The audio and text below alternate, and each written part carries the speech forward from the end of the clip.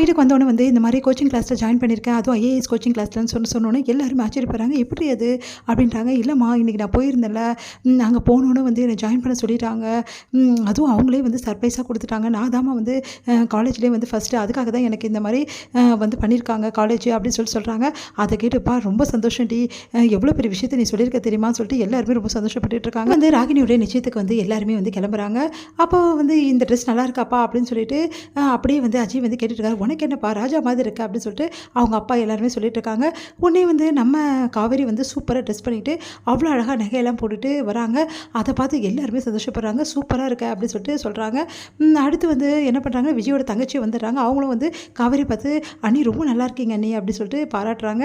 விஜய் வந்து காவேரி கலக்கிறியே, இந்த நகையெல்லாம் போட்டு இந்த மாதிரி ட்ரெஸ் பண்ணால் அப்படி எப்படி இருக்க தெரியுமா, எப்படி இருக்கேன் அப்படின்றாங்க. ராணி மாதிரி இருக்க அப்படின்றாரு. நிஜமாவா அப்படின்னு சொல்லிட்டு, நான் ராணினா நீங்களும் ராஜா மாதிரி தான் இருக்கீங்க அப்படி சொல்கிறாங்க.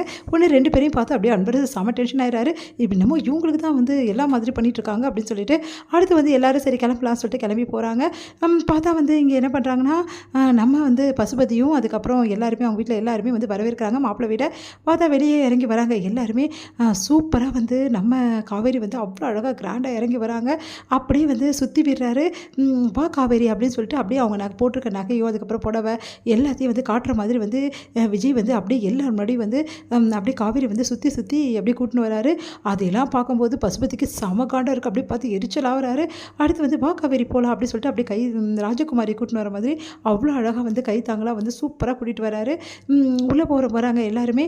உடனே வந்து பார்த்துட்டு அப்படியே ராகினி செம டென்ஷனாக, என்ன இவ இவ்வளோ கிராண்டாக வந்திருக்கா அப்படின்னு சொல்லிட்டு அடுத்து வந்து ராகினியோட சொந்தக்காரங்க எல்லாருமே வராங்க. அவங்களெல்லாம் பார்த்துட்டு வந்து காவேரி பார்க்குறாங்க. என்னக்கா பார்த்துட்டு பார்க்காமே போகிறாங்க, அன்றைக்கி நல்லா பேசுனீங்க என்கிட்ட அப்படி சொல்லிட்டு காவேரி வந்து வேணுமே சொல்கிறாங்க.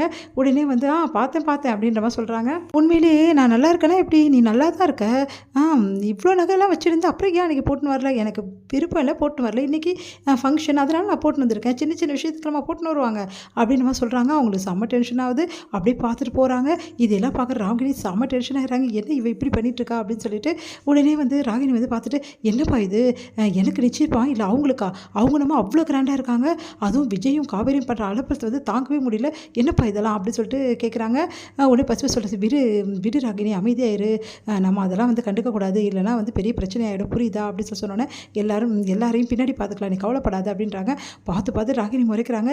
எல்லாருமே வந்து அங்கே இருக்கிறவங்க எல்லாருமே வந்து நம்ம காவேரியோட நகை பற்றியும் அதுக்கப்புறம் அவங்களோட சாரீஸ் எல்லாத்தையும் பற்றியும் பேசிகிட்டு இருக்காங்க. ரொம்ப நல்லா இருக்காங்கல்ல இவங்க அப்படின்னு சொல்லிட்டு அதெல்லாம் பார்க்குற ராகினி, கல்யாண பொண்ணு நான், அவளை பார்த்துட்ருக்காங்க எல்லாரும், அந்த மாதிரி பண்ணுறா இவ அப்படின்னு சொல்லிட்டு செமையாக டென்ஷன் ஆகி பார்த்துட்டே இருக்காங்க. விஜய் வந்து காவேரி மேலே வந்து ஜூஸ் கொட்டிட்டு போகுது பார்த்து குடி, இதெல்லாம் ஜூஸ்லாம் வந்து வேணாம் நான் தரேன் காவேரி அப்படின்னு சொல்லிட்டு அப்படியே வந்து ரொம்ப வந்து காவேரியை தாங்கன்னு விஜய் தாங்குறாரு.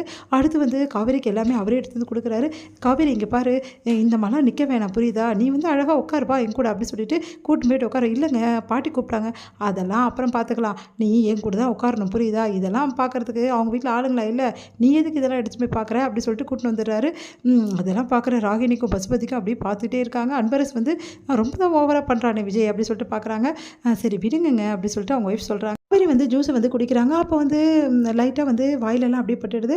உடனே வந்து விஜய் என்ன பண்ணார், என்ன காவேரி ஜூஸ் கூட சரியாகவே குடிக்க மாட்டேங்கிற, மேலெல்லாம் படுது பாரு அப்படின்னு சொல்லிட்டு அப்படியே அழகாக வந்து கர்ச்சிப்பில் தொடச்சி விடுறாரு. இதை பார்த்து ராகினி வயிறு எறிகிறாங்க. இது முடியுது.